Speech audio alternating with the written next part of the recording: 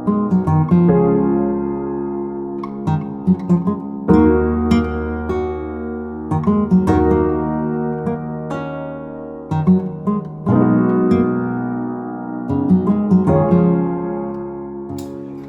the Lord, praise the Lord, praise the Lord.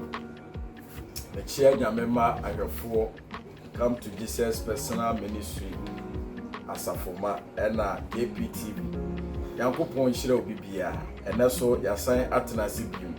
Timechia adofo we did the prophet Desmond Abrifa the Doba JPTV so eha ena yehye ministries and intersem. And that topic no eba no I think say what the one same bibiri achepa but enena emufa kase na eba enede na watie bi enti mamena maboafo ase Jesus Personal Network so emu na JPTV ehye omoboy ase ye producers ene nyamema aka eboaye ma ye di program yi ebrel sa so na asafo no a eye come to Jesus Personal Ministry so eboaye ene nyamema mo hweye na mo follow ye ewo JPTV so moa ene dia mo de so yase no yakopon ehira mo ba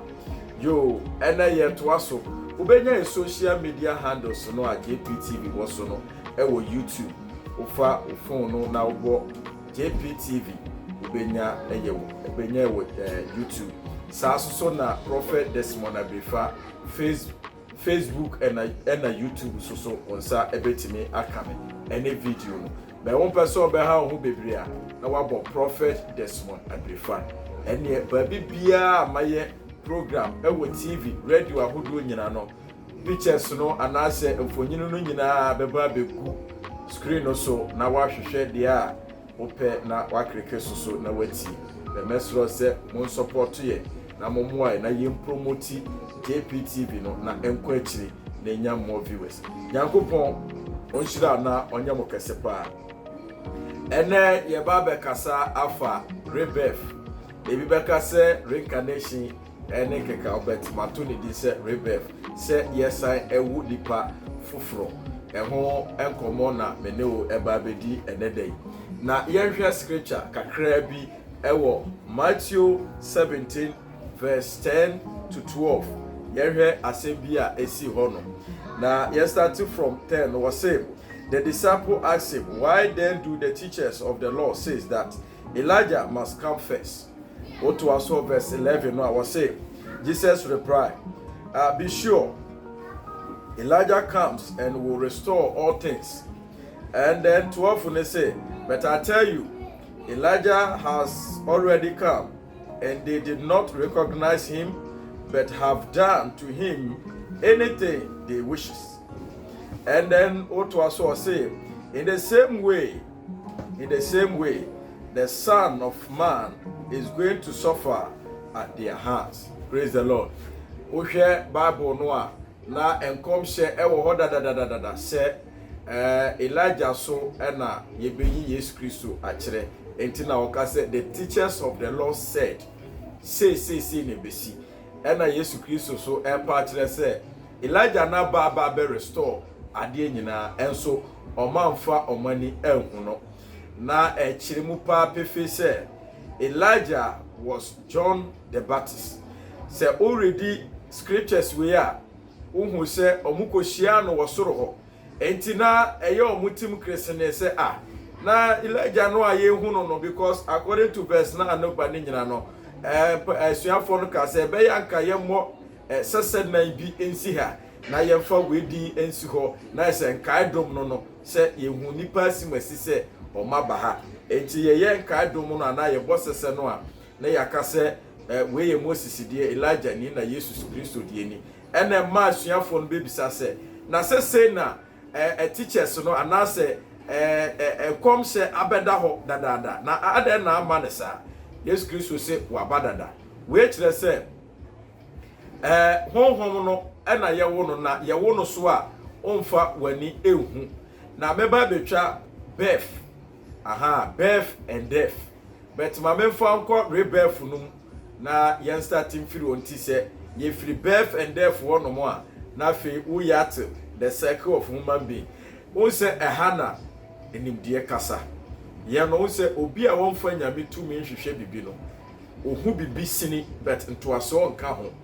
but ye kita nyame tumi a nyame kas ahintasam kire no ono timi nya the full story about assembly and revelation bi a eno na ma ye da so nko dan say obi wo Hare Krishna mu na okira de a entimi ma say ya ye kita Nyankopon honhom a kita Holy Spirit we mu ana Yesu Kristo tumi ne na ho de we so no ye kasa ne obi a wo budemu ni we a you can see say no ye no ye wo ye nim advanced knowledge because of say Nyankopon tumi nyame na bo ade nyina nti say nyame se wo kire obi ahitasem a obi ntimi mfa budemu ana say Muhammad mu ana say Hare Krishna mu eko hu ade bi a eboro so media have developing me ho to the sense me pese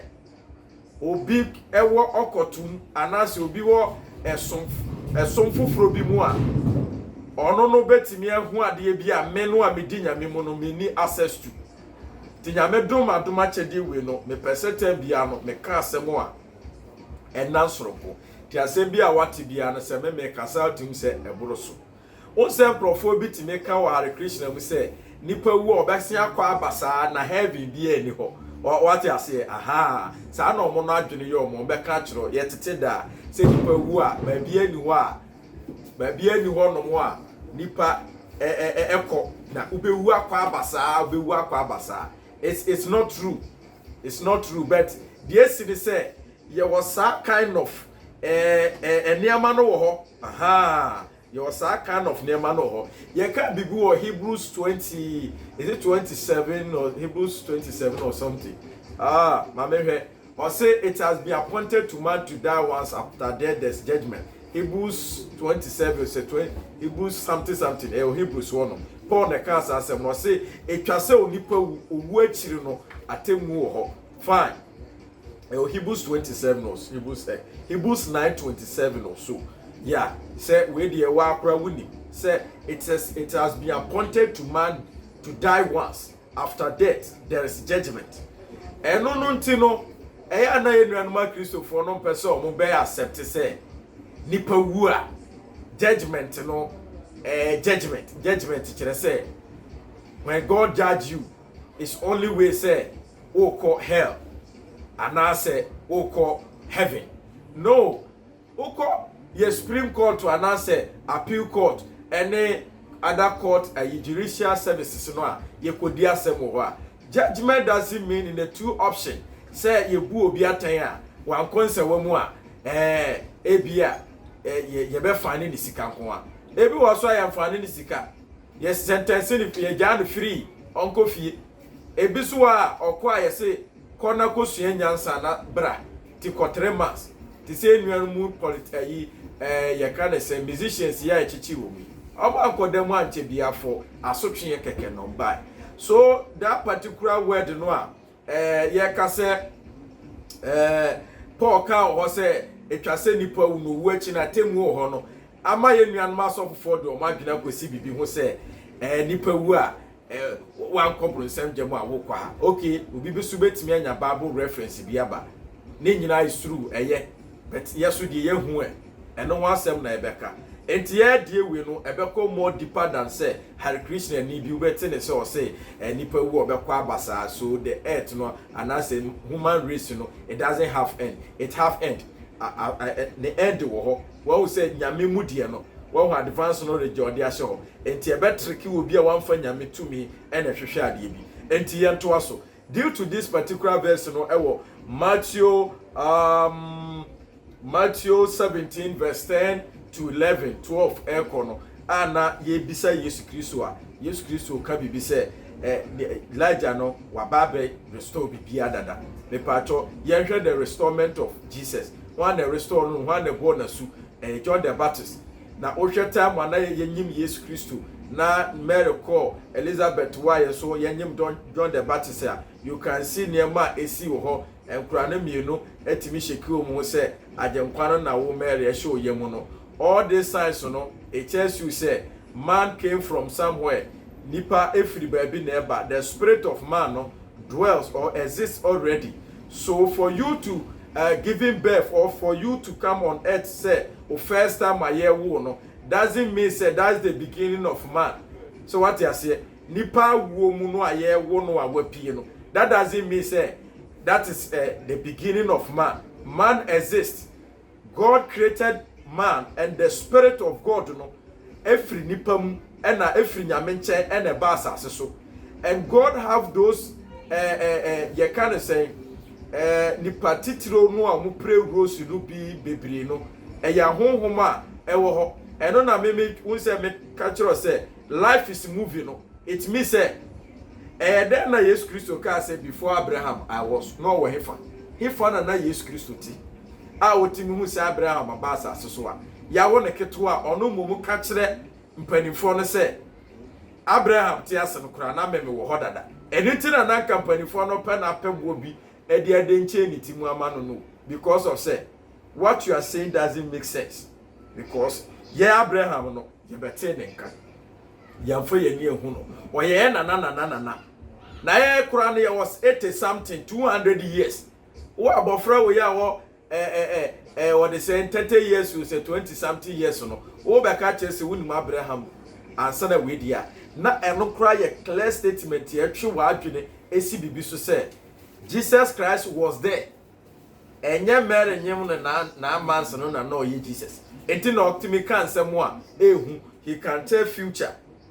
Enti nipa bia no your spirit na wo ba me ba befu mu obehun kwan ye fa asogu nipa. Wo free baabi na eba spirit ni be wuram na ya form body no e na de awo. Say the Jesus Christ de ye hia be ma bia hu nsuo no. Yes to yetime wo no. Sa na wo de papa de ne hu nsuo kan o ma me na wo. But spirit that is within you no is from God. Tina Meka Bibi was said life is moving. He said nyame nim ne mother da. Tina Jesus Christ say de ya me de no meja de amame no bronsa mu ntime nje. Yesu na aso se monko ka sempa na de beji edi. It means so nim dodo o beji edi. Or when the calculation dada. So what you say? 80 yanto aso. Now Jesus Christ has stating he had clearly said Elijah Baba restore bibi ewi. Ena asuafo no ko hu se na Jesus Christ refer say John the Baptist. Good. It means say reincarnation and as a rebirth na yeka. Eye nipa ukoka ezi Matthew ho ba bi so a Jesus Christ obisa say who do people say I am? Crofo say me ye hwan. Ebi say uye Elijah, uye Jeremiah, uye hwan, uye hwan no boy. Kudu upeka say wono ye so smart say onkrofo no mo ka say Jesus Christ ye Elijah or ye Jeremiah or ye a defo no bi if they stated clear over there say or ye titi a defo no bi a wakwa wasen aba. Can't you think say these people have advanced knowledge? They know say obitimi wo timi koba. It is in the Bible. They know. They know. Omo ni ade bia enka omo ntime nwene bia se ade bia ba dwene bia se wo bia ne wo se wo ho because nti na ma wonya adwene no ade bia wo ho bia no eni ho a wonya adwene ne da enti na wonni bibi na afi no obi ka o se na afi no wanya adwene ade bia wo din bia ade bia obi ka bia eni ho a nke ntime ma e wo ho eni wo kro na nipa na ka na ebeba ho because na yeni osoro ne asase ben Nyankopon say let there be light. That was the first time one nipa kura nim say light be she baby and there was light. It is a nipa kura nipa no bie na no ka asem bia eni ho ebeba because God created us as his own image. Eti bisa wo say mpanifo no omo ni adia kometimi aka say titi adifo no bia wawu e na wasen aba na yembra ye kura ya kan mamu a Bible na say eno na wode koi we ya wona na no nka njro se donko nipa wu a otimi koba yetimi akura ewu a yetimi te no se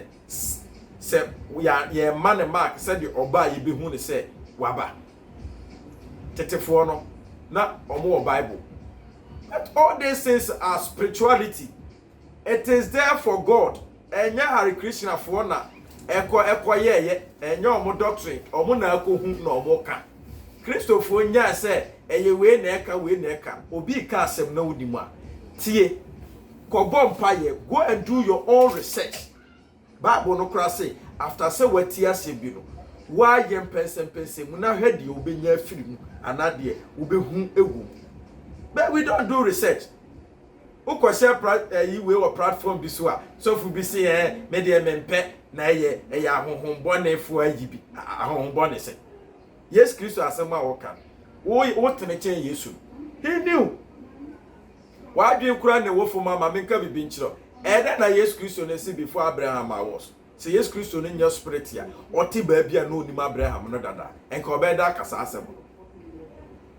better no for wa dwen kosenti o ka reincarnation asema na rebefe hey asa sofu no obi wu a ne interest say owu a yemfa no kwhye jamu say ne ne de say o nipa na wu na no won kwhye jamu because of say we preach say nipa wu asa be say nipa wu so asa because bia meba ho ma me drag me nipa wu a time bia won na bia you make sure say obey you soon useful because say abode na ma wa babie mu a you pay for it yankwe mama foundation kakra gira so say ye strong go say wonye wi mama timi ama kakra free bible no mu a me gidi say nya chije na obedidi a nkasa foundation we no wo de beti ase na ye de ewuram enti yankwe honhom no because of say ye honhom nti no honhom no na cyber back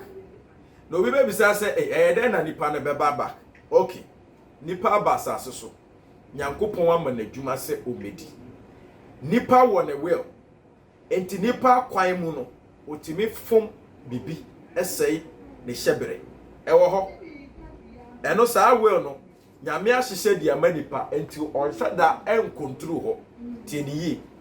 odi nya nipa pe amam saa pe no nyame nkoho ogya de ma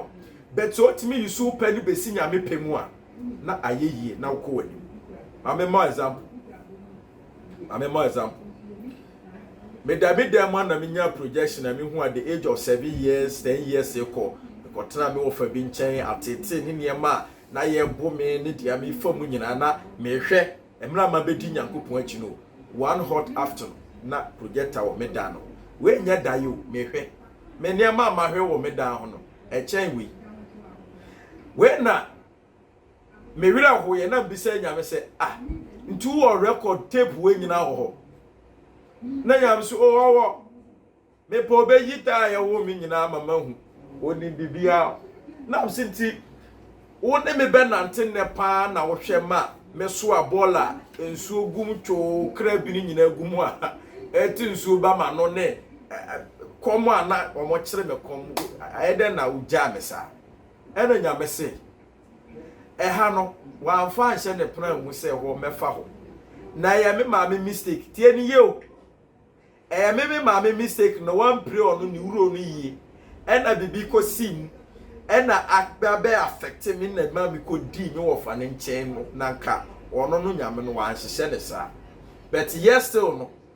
masia be si baby a obenya menti no yento aso yen forget na yento aso we na ma me hu se o ma me o papa wankasa you can make mistake na we biti road e wo nyame assignment we ti na ye pu nipa ten no wo well no na apart from say nya wo well ne de nyame nim de obey dada be ho no he da ye te se de oni ade bia e no hye dade wa ko gina temu nani onim et oyi nani e ho no on handle ho wa jama nipa because obo nipa se ne so nti nipa wo tumi emra onwuye say he can decide to worship God to do anything on no pen. So far as say you dwell on this flesh, we are powerful. That is the image of God. Until you can decide, say sorry, you can decide, say, okay, baby, wait me to car, but for be a mecho. But who we not cranny bedin some more. I know no babette row say, open out the year we never penti may you see. Until the martin won can yes idea. Right beginning no nyame ndi mo bibia se obe papa obe de yo ono no wahye dada enti wo de ne se obetie no na wo ne bronsam de no abageni na wo ntie bronsam na obetie nyankopon ti nyankopon kura de ba se obeso ya hwese o haw ne amane bu ye betimi agina se ye na agya anaso o ma aduane di na yesere nko na ye na agya na ye kwa ahokyere mu a ye bepo no se na be ye obemma position eye forever ho na ahokyere ni wonte e be da mo aka se onni Nyankopon achi bi ba ahokyere mu na be mo wapo no nyame nti na ma Nyankopon ya na oye niema bisa ti nyame amfo ya ma se obeboye na waboye akugugem abo esedwi ekuye ni timu nyesu nyame su ne ba no bese wo na wanti a ebema okra ne honhom na obo se obese no ebi ba be wura mu to ose ya wo hu obese wa from enu matwa e wo life is a movie no okay ye to aso sese ya be hu se me ma me will edi me akọ ha mu bet yeso abegina ti sa abra me bre ni ba bia mponam ye emfa nyame ho efa no so so a me ma me ti na ekoy e bi eda bi obetimi abisa me ma me ye go back to we no spirit no a ewo yemu no eno na Nyankopon fa ode ba back ma na enko atemu no ho obi wo ho no mo a enam se wantimi ahu nyame ye ni niema binti no owu wie na wokọ a Nyankopon timi kire se okogira atemu na nimu anase ni process no da bi ebeba ye ka ne se eternity asamando atweneye mu ne nkeka ho ye wa asamando mu ahodo bebre enye baabia na obi wusesi a okoda gogome ni wi so ono so wo ho baabi bebre ya cheche bebre wo ho because nkran hakora no ye otation ngwa ye labadi ye wa ha nso ni nyina bom se yakra but so obi tis le gonde wa was enjoying the life of you can say electricity ni environment clean no anya ya you know e de o sorry ya obi kura tim de torrent be su kwan no normal sa na environment ne tie enti ya obi bia ne nchichemu a wo ho ti da bi ye beba ho back to atemu no nipa no ko no ka na asem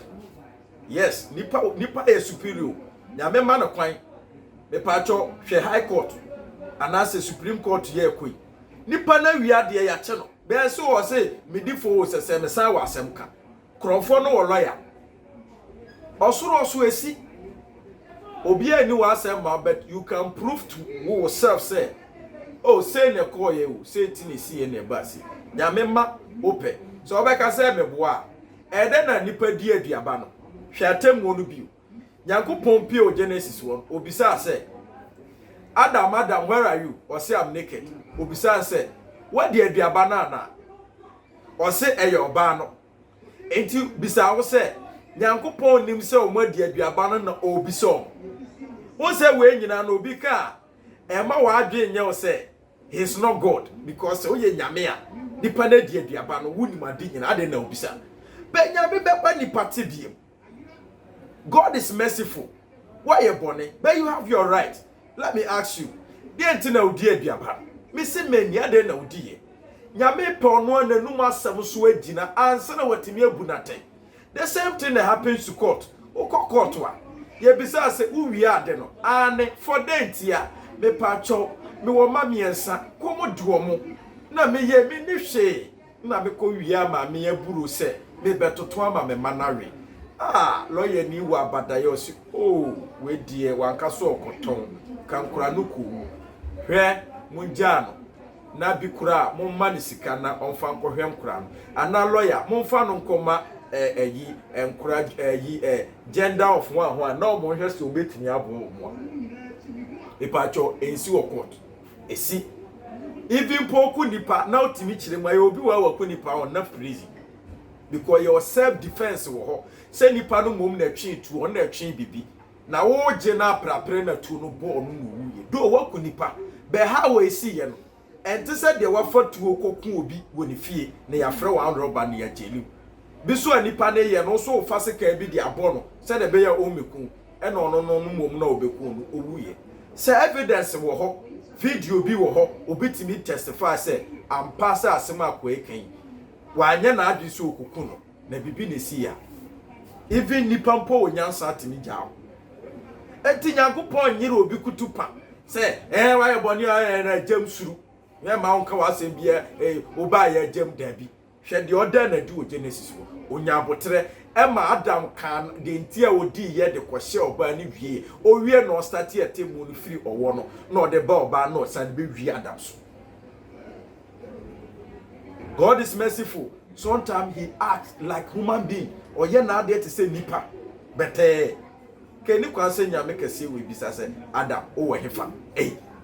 obi e wani chini biase nyina na Adam hyedia ketewa bi echi wo kwa ku bisa se Adam we aron ko pie na so straight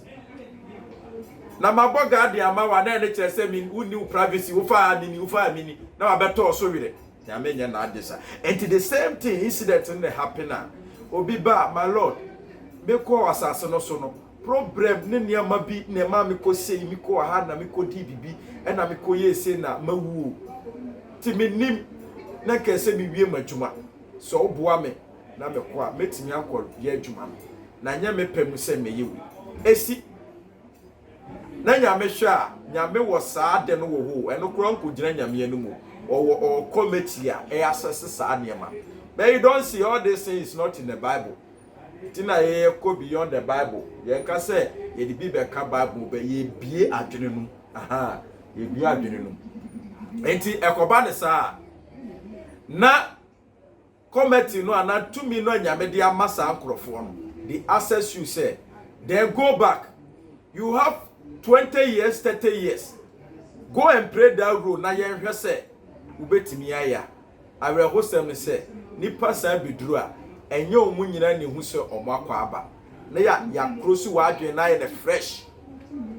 eno ntina wo hu se no ahaya na wo de ofiri se wi ana ofiri techima na se sunyane sa na wo hu but ye krosi wa adwen ntu hu ba bia ofiri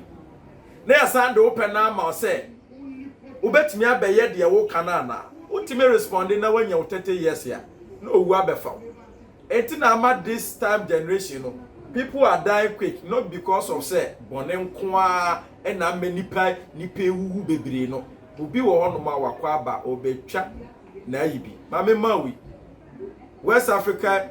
examination council kura say otro 9 subject anawi na feri ba ko ana mienu se den o ma kwan say cultural view as is it of deck but John of deck na sanfa be hye o paper no na enkware for say oh English no first time bia usua de bebrinti ama aforo wa adwinti hwe Ghana ha 9 subjects aba ubeda chi ni nyina guti etu ko ufeli ba ko a o ma kwa na akotwera se wo pass ya na de aka ba ko no na de akọ oh okay ofeli we bo akotwera shi they tip do ko university all these things no is there. It is our process we and a nipa wu a ofom. Eno na abema reincarnation wo anasa rebirth no wo ho. Topic ne rebirth say ye wo fufuro. Na amawa kotoa ume na assignment so. Momo am na mento e condition. Mi stage light no anu e den papa ntina ma me sweat no. Wa ho. Na ya mouse akwanya no. Na wakwa waba be play life no. Nti ha no obi kro wo ha o chiro of deck. To be wa young age oye nya medjuma no wu enye bibia so oye diboye ni obi so aware wu mienu miensa ntentente wo to aso a na okọ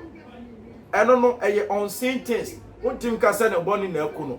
God have that power to give man second chance to come on earth a bit me ba more than 7 bit me ba 7 times eno so ma wa utiem no nka se wu akwa abanti no wo bebo wa brabo bia na se your last chance ni a ebia ko unimu ukogina ho no ye se ya ma last chance ya na wutie na se nipa wu obekọ abanti ukọgbo ahye wo bia wu na aba na afi wa be sofo a ukoye no ebia kwa akohwe obuku na wa ababiem o last chance ni unsi ho bio ye de ukogem enti man's life on say wote asase we su no eni kwa se wudi agoro. Because me research na me bisa nyame. This is my second time. Me second time ni. Nyame kasi su pi say me ma ha biom the last chance ni. A me di be na djuma. Me ba first start be ye na djuma. second start masia be na adwuma me wie we ya me nko bio me ma ha bio enti me no me bo me bra se me bo me bra ko me heaven ti da bia me serious wa me ye me adwuma eno nti na me ba ha eno na me ye me si da fine man si fine man wo fine me eno no nya me headache ma huma assignment ya me de ba ya mfa me amase me wo fine e ka ma assignment no bi wo ma ho a the main assignment ni se me ka nyame asem ti eno na me ma focus no me komani enti bisa se me no so a me no anyame ka asem no fa me sum ya Hare Krishna ni ana beto omo no so mu no mu nim sa process o fi so be kwa ba sa na omo no ye yi kire omo beta bi beduru ko be ko ma biom obi wo so oba wase pe onko biom nyame no asu nyansa mu no tie ni ye obi be frem no se prophet na nyankopon se e ba asase so se ye bedi asase no so de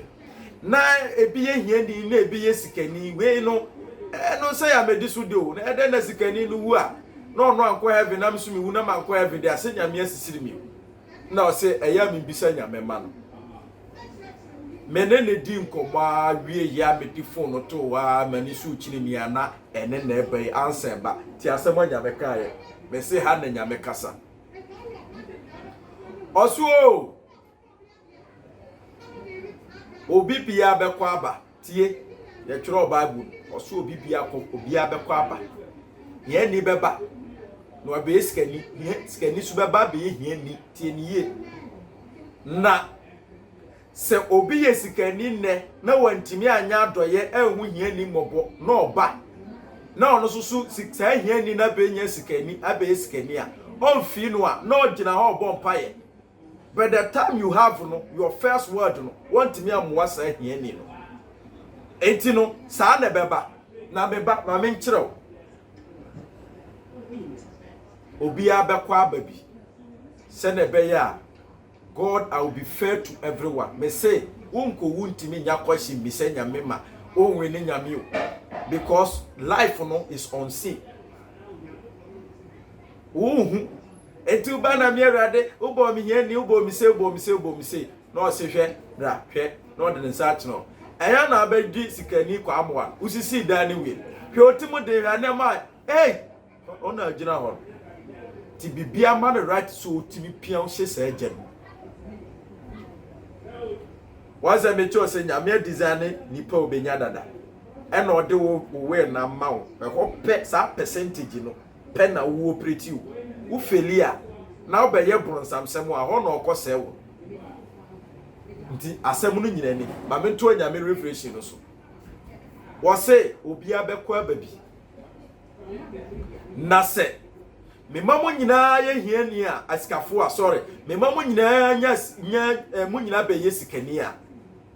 hwa na besom obi na hwa na be prekurum na hwa na be kwa akodo wa afuom na odi aduane aba mu bi adi. It makes sense a lot. Se mimi wosika na wosika ma na awiakata ma ono okodo bayire onso twenso obi nkodo mra na onso so emra medi enti nyambe na cheche se wo yekuani yese life is mystery, life is movie. Tabia hu lewe no ya kokora dakro de no ya brantie dakro no ye siani dakro su ni movie bi no ye sikani. That is the mystery of life. Rebirth nkomo na me no di no. The video me ansa we to aso de very powerful. So nipa hu nyame adwen je so otimi be nyame. Waka hinta sama kire. Tie de na oguso ka. Osi nyame na me ye no. Metumi mu fakese no ebo ahiafo ho ba. It is true. Here need that bonten so obi ankono sikani no wabobogra proof ni we no. Na kromfo akoko no woni dem ho. Here ni nsu a wonom no. Oh. Aboa no kura di na no otum sisi ano opamon. Ono so asa no. Onyare. Hwe covid bayi asikafu ewo kurom a Kennedy Japan kan. Oso wa hu se covid do asikafu na echo om. Asiafo no. O mfi wo mo. It is true. Ye corporate authority dey say nyanyame na o se covid be che ya. Komo de praye machine praye na be pra ni pasi ya no de na gutire dem. Because ye no baby atibia no yenye discipline. toilet baako we so free so a na we ya betena so ade baako eno a no bi ehye bet hwede nyame ye anche hiafo oba Africa ha bet yes you minister we ache no wawu we ache no wawu yes nyame aho bambobo hiafo eho ba so rebel it is there enye osun bi nkyerɛkyerɛ eye unseen once ya mahari Christian for no we no o ma die nim kan wo spirituality ti da bia Kristo ni te ho ono osum nyame kese no oni ade ontime nya hwe ne honhom awu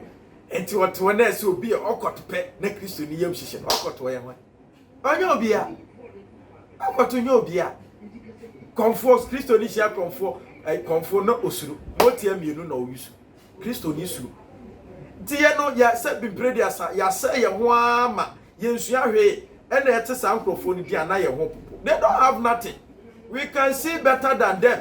because ye nyame no oni na boss ade ni nyina da ben no mo na ka we akiro but unim de ntia they've seen say heaven wo ho but omo som no omo leader no so untimi nya nko heaven ti no obeka cho say heaven bi ani ho it means say omo ahu but obe deceive you because waka say ba kwa mo waje to obeka say nipa bewu akwa ba na waji wo say o eni abrabo na hia say obekwa asere o de ye de ope bi akwa na wase aba heaven wo ho enyom omukrofo na ko ho enti ontimi nka nkyerɛw na obisa say meda na makɔ ho a oni visa to obeka say obi ani ba bia ko obekɔ abasa ha na omode trickse adwene na wo so wafa say nyame bi ani ho heaven bi ani ho heaven wo ho me ba betwa heaven and hell I visited there life anyone kan fa na me koi enye me gina ba bi o me ni Yesu Kristo na nam na o kire made o si Yesu Kristo amana to me ni de ehunu ya kofa fi say what ya say ye pa enti rebel nkomo na me di wudi enti say nipa no unse nyame penema wa na adwen se onse ne ma unse meka wo life is a movie no nyankopon na adwen se ne ma nkasa no onse wo mo no wa honhom obese wo mo ye obi wo ha oye nipa be sa honhom na ati ni mo nyame bese no to obi wo ye wudua bet ni suba ne ne ma oye no ono mpe nyame me ni nachi e bia honhom na ewo ni mu no eye fake one bia nyame de ba se obese no enti wo no men di nachi hwehwe nyame mame ma bibi de nti obi ba na bi wo ha ne ne afira nyame onye wiki se akura keto a wabɔ na wo ye innocent child onye bone no wo no a ne nan ne nse ni ho ne ne afira mame nto aso producer hwemeta mo no mame hwemeta mo no mame se metime atwa o se metime atwa wana 50 something minutes check meta mo no mame say man dia na me twa part 2 that oh okay yan to aso so wahu nyame nye wicked say obi ayawo no akora ketwa ne nsa ne na nyina atwitwa adan a saa na nyame pɛ no na ɔde na beto no ebi wo ho a ensisa ebi so wa nyankopɔn ɛbɔ no na wa man skills bi a obetimi dia ye bibi eno so wo se no mbisa Yesu Kristo se na we eye neja anase ne na bone ni firi na ye wo no aniframu anase saa we ni Yesu Kristo kire se na enya ne bone tie ho aye o wo se enya ne bone ati se e wo hifa kra ise John 9 something John 9 hoko John ho yes o se enye nini ananaja ena de ne ena eye bone ena we yaba ne so na emum se de be ye nyankopon animonyam bedadi nti ti nyame na timi bo ayarefuo bi later no obeba be so mo yare am wo hu se nyame no obo ade no wotumi se otimi sesa nipa ne hyebere eno wo ho wan sentina ama wiase hunhum sebo obi biti wa adwe no de na obi biti wa bete hade ye PTV de ye kire omu yiye ma hu de ekoso yi nti ye obi wo ho aye bo ne yare mu bet nyame betimi abesa ne yare fo ne ntumi ti kire bi wo nyame nipa bi wo na otene ne sa nyame afa so si nyame hu ehu o sister na ni afro ena nyame asa ne yare o for the glory of God nti na nyame bo se nipa na senti asem bi san hye honom eba ne senti na asuafo no bisa se na we ne yare no efiri ne na naja ana ono akasa na ye bone it means say nipa ye bone a eso asotwe no eba ne so ye wode unya ne sesie ana ye wode unya ye bia amantem ye pass judgment no we nya ne ntem na wuye enti ukọ na esehwe uye nyame ba hwese watwitwa wuniansa hwe kwasade akoye wasase so osuo mepacho momfa ncheme nipa ne mfa ncheme na omo yesi a wonu nyame aye na adwen se onse wuti nyame so yo o committee o no ma set no ma ka kire se ene kwasase so with that arms kwasase so with that legs kwasase so with that eye ana problem bi na hwe se ede ana obetimi living na wumimi na mfa so bo mo nyame de a ko na kokko experience ade tieni you na emra ne pass wo it shall be appointed man to die once after death in the judgment no judgment ne ebi shisha se supreme court judgment nye tu dia a enye nyame ho ena ye heaven hell just like that obi a lawyer o ma me yi say court verdict no a two-way spare na obi kura wa one na nya asem no otimi di aban kura kokko ma aban no ye bu aban no ma aban no tue sika de ma enti judge you court you demu no enye two options pe you ka so fufu bi sa de no munsuo o se den yo I say o ka ma obi aka se won sum nyame nti obo na brabo wo so wa otie no enfa nse otim se wo kwa abanti wo beye bia akwa o ma bi me kwa be ma bi me mahu wo so ye kan kire na akoso na be ba dia na bobrapa unya me ye na bobrapa enti this scenario so no bi emesi a yetimi wo obi with punishment yetimi wo obi bibi yetimi wo obi na oye formless ebia oni hwe wo ne ho ebia ne first word no o demanded the to no ayede man no a o de hwe asem bi e wo ha producer asem wo time tin here this is a great teachings obi wo ho a ne to ayede man no ne wo ne first word no o de be bo a hye wo ni niam ne ade nti wa ma na mfokọ for na same na nyame ama ye oba bi ma ne yi ne to ni nyina flat menka se obi a wo to flat nyame apa ne hye ebi wo a ne de no na ye yi afiri ho sa nipa ne ba enam se ne first word no otimi de ne ho to sa niam no so eye niwe no o ho adwene no ema ne se pesa otusa eno na leading crofo a omokoye budi no okoye ne to no sa crofo no omo mind ne ye wode bronsam influence ni sesiye ena e wode ono ewo ni tim se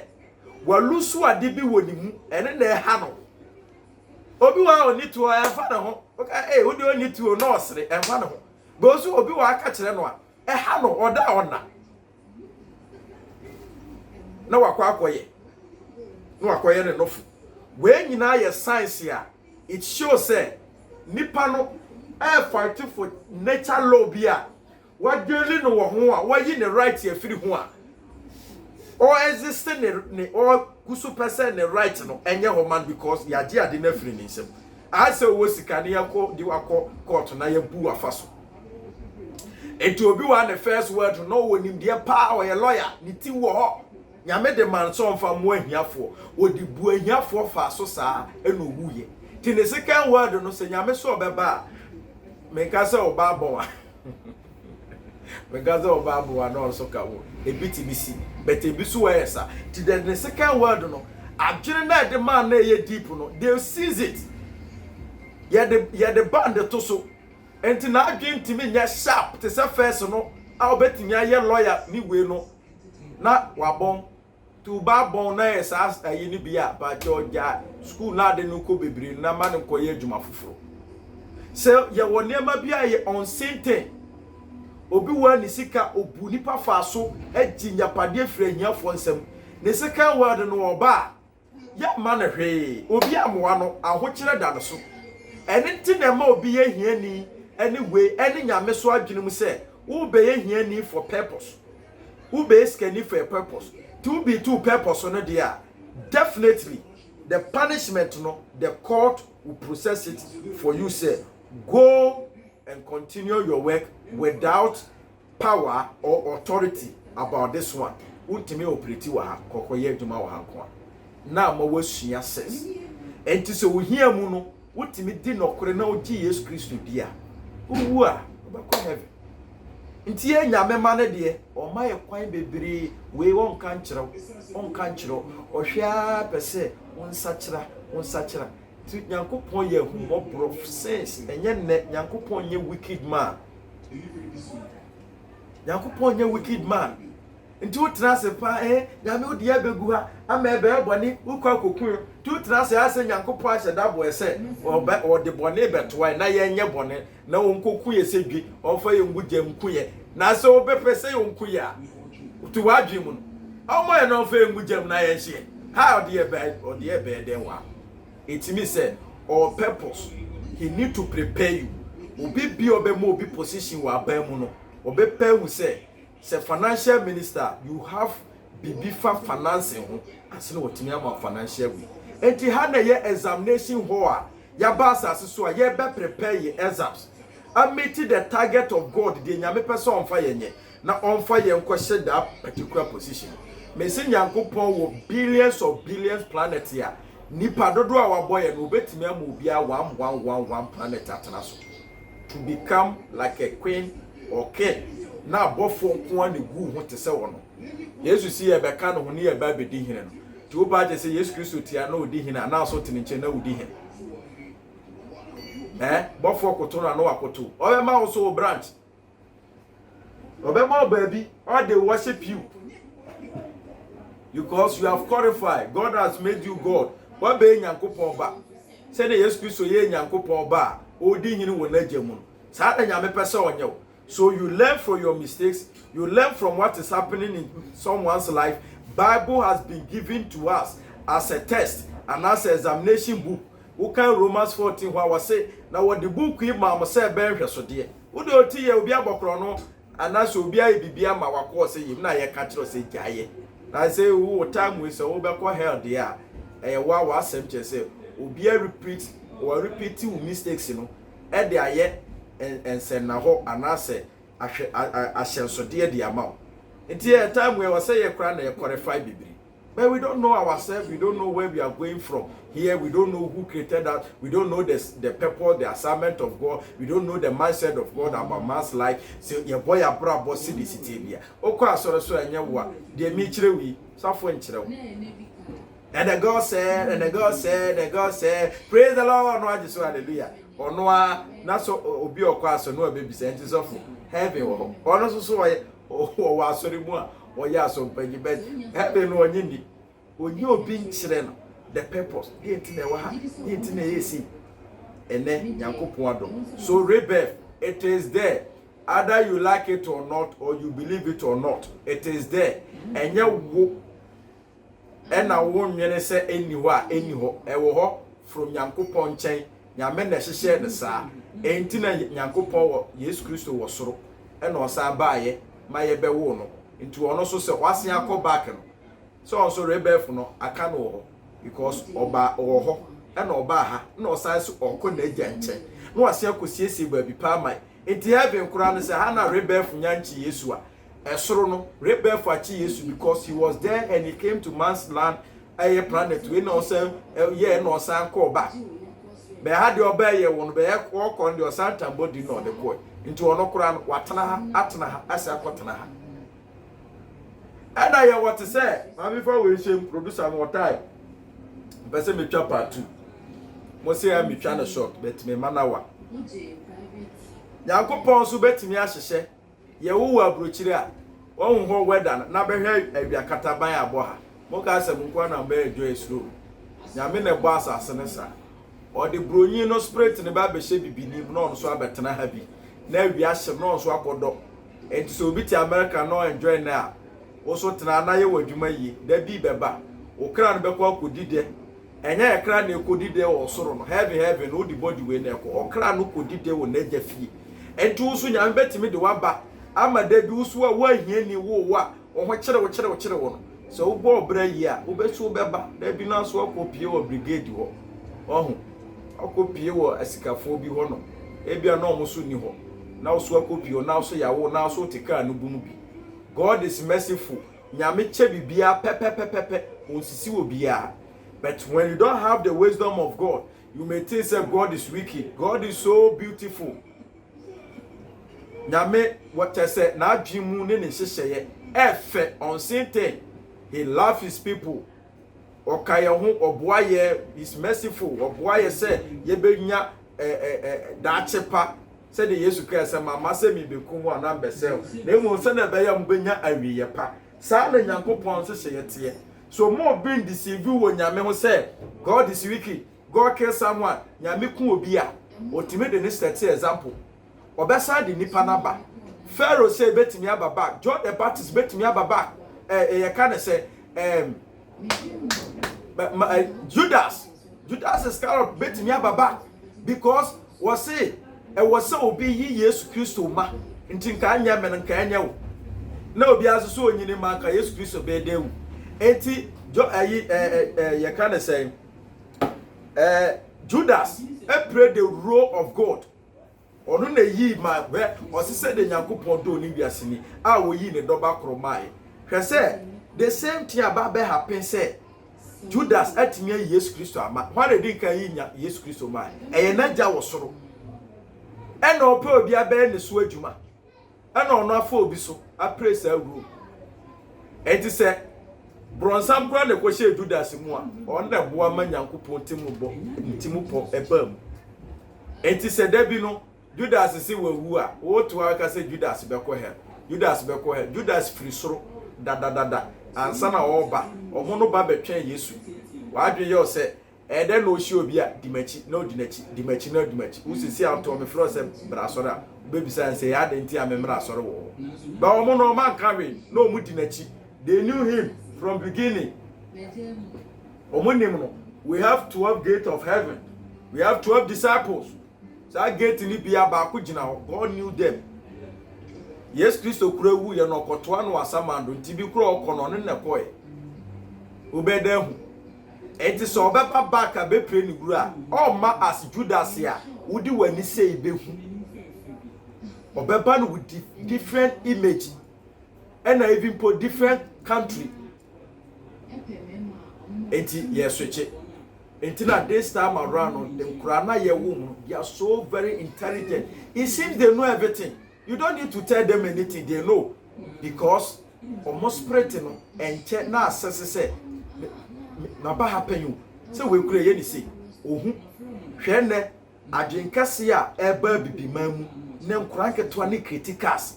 Those people that they created cars way back or Moba, Ebinum Sufria ko. Nyame hihye bibia pepe na ayefe enti mame fon si ha yemre no ayemre rebef ehon komo na ye no betwa no Nyankopon onhyira na onye okese JPTV Jesus Personal TV Network ene so yase na come to Jesus Personal Ministry ena nyame ma mo boa yen ewo wiase afa na nyina mumomu a mo ye de boy support JPTV na internet Nyankopon hyiram se mo manyame timu po aba this time wasase so na nipa te niema biase nyame hyiraw obetimi afra me number we ewo 0249590461 0249590461 nyame ya adoma de besia hia makra bye bye.